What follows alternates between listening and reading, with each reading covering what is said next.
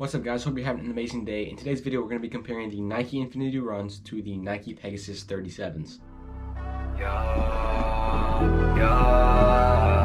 Stay down with the game.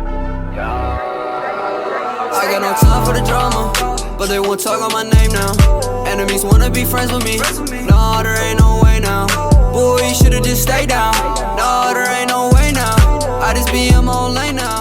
Stay with the gang. So as you can see, the shoe is basically brand new, already clean, but I actually have a different pair of these shoes, the exact same kind, just a different pair with over 450 miles in them. So I do know how these shoes feel, and I'm going to be talking to you guys about the differences between this shoe, and which one you should buy in 2020. So before we start, I just want to give you guys a quick little heads up that this is not my shoe. I've actually never ran in the Pegasus 37s. However, I've looked up lots of information, and I've looked up lots of different videos about the Pegasus 37s, as well as my girlfriend. She owns these shoes, and she's also gave me some feedback on how she feels about the shoes. So I'm going to use a little bit of everything from what I learned about the shoe to compare them to the Nike Infinity Runs. So first, let's talk about the different prices between these shoes. So this is the Pegasus 37s. They cost 120 bucks.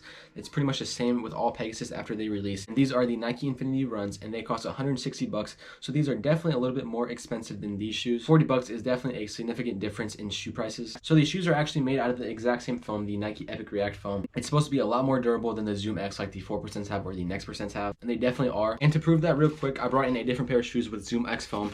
These shoes only have 60 miles on them, and you can see the foam's already falling apart.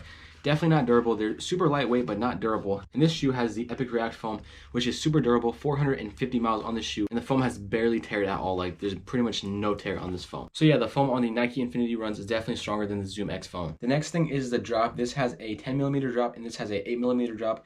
The back of this shoe is 32mm, and the front of the shoe is 22mm, giving it a 10mm drop. And the back of this shoe is 30mm, and the front is 22, giving it an 8mm drop. So next, I want to talk about the design of these shoes. So these shoes look really snug, and it really looks like they fit your feet, which they do. The material is very soft and stretchy, and it's really comfortable to wear. This material is also pretty soft, but it's not as soft as the Nike Infinity Runs. Now, after all the reviews I've watched, and my girlfriend also told me that the heel on this shoe is not very good. You have a lot of heel slippage, which is a pretty big problem when you're running. You don't want your heel to slip around at all. That can cause injury. And I'm really not sure how Nike got away with making these shoes with all their athletes. Like, I don't understand how their athletes had no problems with it, but once they released it, everyone had a problem with the heel slippage. It really doesn't make any sense with me. And the Pegasus 37s have an arch of low to medium, and the Nike Infinity Runs have an arch of medium to high. That's one of the reasons I really love this shoe, because I've never ever had a shoe that feels this good on my arch. I have pretty big arches, so I've never found a shoe that feels this good. So that's pretty much why I made tons of videos about this shoe. And I would also say that the Nike Infinity Runs do look a lot better than the Pegasus 37s. I'm really not sure why. I think it's because I'm used to seeing so many shoes that look like this with the Zoom Flies, the Zoom Fly Fly, it's a 4%. Basically, all of Nike shoes kind of look similar to one another, especially with the pointy back. And the Nike Infinity Runs kind of look like no other shoe. I really love the vibrant colors. It makes people wonder about your shoes. Like, I've been on different runs, and a lot of people have asked me what kind of shoes these were because they're so interested. But yeah, you just have the neon on the upper part right here. You have the pink back here. You have the black and the white, and then inside you have the orange, which is a cool look. But one thing I don't like about this shoe is that they're not very breathable. My feet do get very hot. Not really sure why. You can actually see the little holes that they have. I just don't think they're big enough. So yeah, that's one of the downsides about these shoes, is my feet get super warm. But one thing I do like about this shoe is the traction on the shoe. It has a bunch of little different designs. I've really never seen a tread of a shoe that looks like this. It's really good for running on roads, but you can also run on trails. And a good thing about these shoes is rocks do not get stuck in this, as where rocks do get stuck in the Pegasus 37s.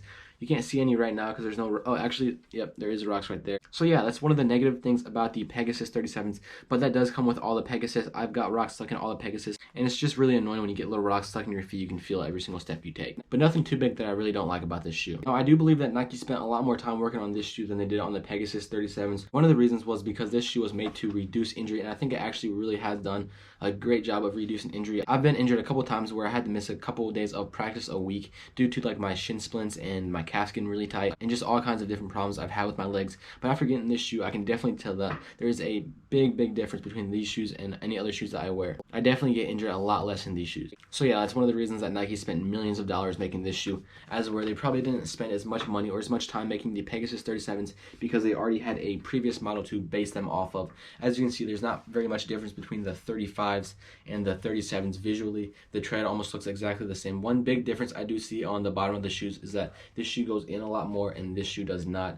But yeah, as you can see, it's pretty much the exact same. One cool feature they did add was they put 1972, which was the first year that the Nike Pegasus came out. And as you can hopefully see right here is that the tongue is a little bit different between these shoes. The tongue on these shoes has a kind of a V shape to fit your heel like that, and the tongue on these shoes does not. So yeah, that's one of the things that Nike added between these shoes. So now it comes down to which shoe you should buy, and there's really no obvious answer for that. It all depends on you. I would honestly say that the Nike Infinity Runs are a lot better shoe than the Pegasus 37s from what I heard and what I've experienced, but they are a little bit more expensive than the Pegasus 37, so I don't know how much you guys are willing to spend. You can definitely get discounts on these shoes to make them like 120 bucks or something, but you kind of have to look for that. So I would actually say to try to get the Nike Infinity Runs if you can. One reason I say that is because this shoe is a brand new shoe, and kind of the whole entire philosophy of this shoe is different from anything Nike's ever created, as to where this shoe is just a shoe that Nike makes every single year, and they just change a couple different things. So if you've already had a pair of Pegasus and you really did not like them, I would not recommend getting these shoes. But then again, it all depends on who you are and how your feet are and how your legs are,